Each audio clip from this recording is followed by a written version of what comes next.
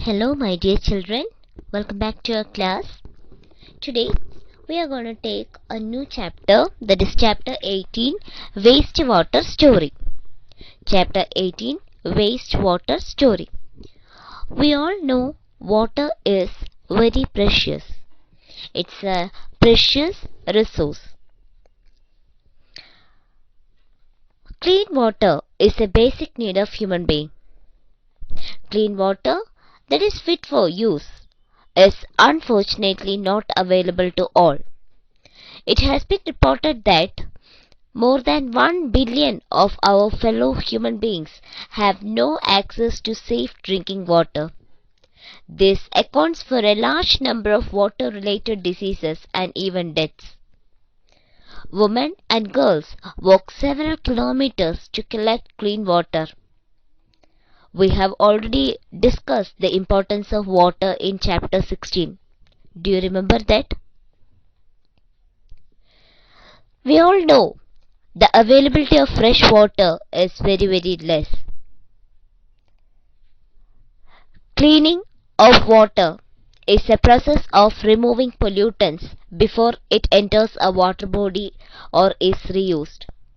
This process of wastewater treatment is commonly known as sewage treatment. It takes place in several stages.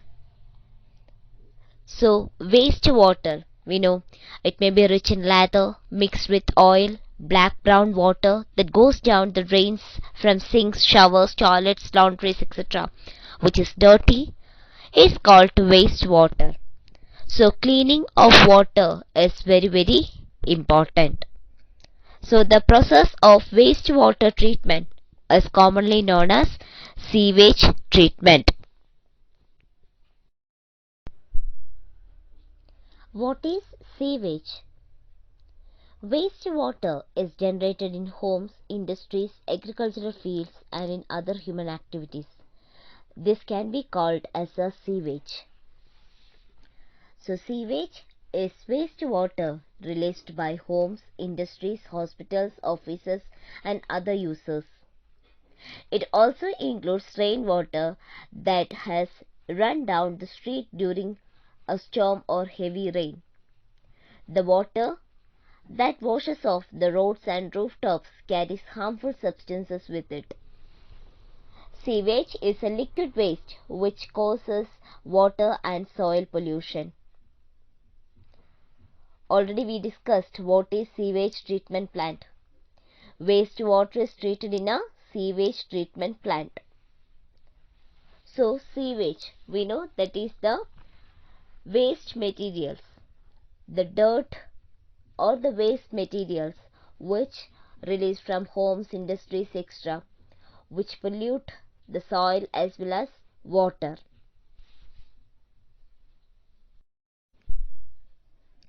So, we discussed about sewage treatment plants. Here, actually what happens is we clean the waste water and that water can be reused. Now, you can see a picture. Normally, in a home or a public building, generally one set of pipes bring clean water and another set of pipes takes away wastewater. Imagine that we could see through the ground. We could see a network of big and small pipes called sewers forming the sewerage. It is like a transport system that carries sewage from the point of being produced to the point of disposal, that is treatment plant. Manholes are located at every 50 meter to 60 meter in the sewerage, at the junction of two or more sewers and at points where there is a change in direction. So, this polluted water is collected and later it is cleaned. We use wastewater treatment plant for this purpose. Wastewater treatment plant, WWTP. I already told you that wastewater is cleaned or purified and that can be reused. That is what they done in wastewater treatment plant. Here The wastewater from the nearby cities are collected and purified. Then later that can be used. Reused. So here in a wastewater treatment plant, treatment of wastewater involves physical, chemical and biological processes which remove physical, chemical and biological matter that contaminates the wastewater. There are different steps involved in the purification of wastewater. Let us see that one by one. So, wastewater treatment plant. We already discussed that in this wastewater treatment plant, the dirty or polluted water is cleaned and later that can be reused. So here you can see a picture. This is the first step in wastewater treatment plant. We have to remove all the dirt, that means the pollutants which is present in the water. So it's a step by step process. So this is the first step. Here wastewater is passed through bar screens. You can see the picture of bar screens here. Large objects like racks, sticks, cans, plastic packets, napkins are removed from here. Then water goes to a grit and sand removal tank. The speed of the incoming wastewater is decreased to allow sand, grit and pebbles to settle down. So you can see one by one we remove all the dirt particles. So gradually all the waste particles are removed, that means the pollutants are removed, and we purify this water.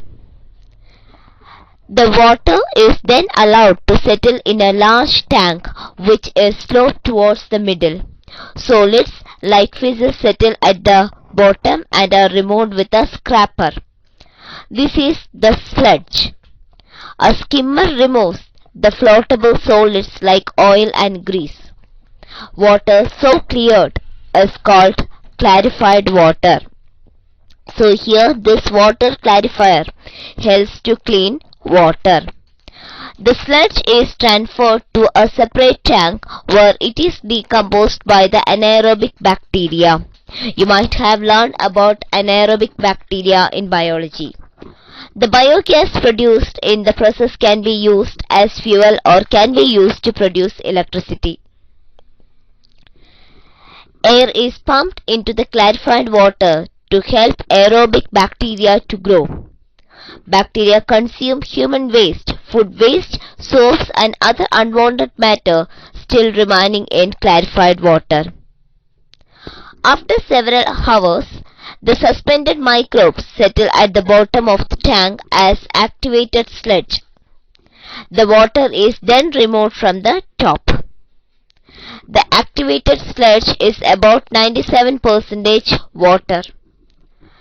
The water is removed by sand and drying beds or machines. Dried sludge is used as manure, returning organic matter and nutrients to the soil. The treated water has a very low level of organic material and suspended matter. It is discharged into a sea, a river or into the ground. Later, nature cleans it up further. Sometimes it may be necessary to disinfect water with chemicals like chlorine and ozone before releasing it into the distribution system. So, these are the steps involved in wastewater treatment plant, WWTP, wastewater treatment plant. So, here the waste or the dirty water is cleaned, that is purified, and that is reused.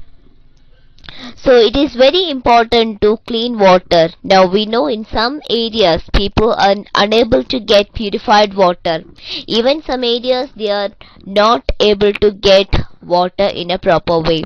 So this is a method that can be used to purify water and we can reuse water. How to become an active citizen? We know waste generation is a natural part of human activity. but we can limit the type of waste and quantity of waste produced. Often we have been repelled by offensive smell. The sight of open drains is disgusting. The situation worsens in the rainy season when the drains start overflowing. We have to wade through the mud pools on the roads. Most unhygienic and unsanitary conditions prevail. Flies, mosquitoes, and other insects breed in it. We know which causes diseases. You can be an enlightened citizen and approach the municipality or Gram Panchayat. Insist that the open drains be covered. If the sewage of any particular house makes the neighborhood dirty, you should request them to be more considerate about others' health. So, by creating awareness, we can become an active citizen. We know we have to focus on these things. Otherwise, the pollution rate increases. It not only affects the environment, it also affects us in different ways. So it's our duty to protect our nature, to protect water.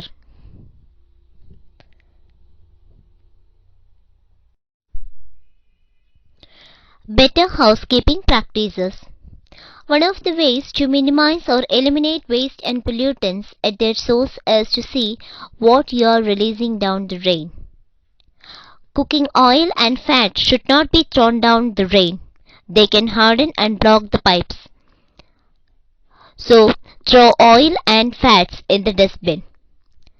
Chemicals like paint, solvent, insecticides, motor oil, medicines may kill microbes that help purify water, so don't throw them down the drain. Use tea leaves, solid food remains, soft toys, cotton, sanitary towels, etc. should also be thrown in the dustbin. These waste choke the drains. They do not allow free flow of oxygen. This hampers the degradation process. Sanitation. Poor sanitation and contaminated drinking water is the cause of a large number of diseases.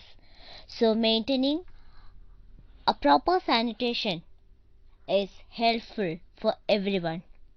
We know our country is a vast country and there are many people who are suffering from different diseases including cholera, typhoid, polio, etc. Most of these diseases are waterborne diseases, that is, the disease caused by using dirty or polluted water. So maintaining a proper sanitation or sanitary method is very important. And nowadays you can see alternative arrangements for sewage disposal. To improve sanitation, low-cost on-site sewage disposal systems are being encouraged. Examples are septic tanks, chemical toilets, composting pits.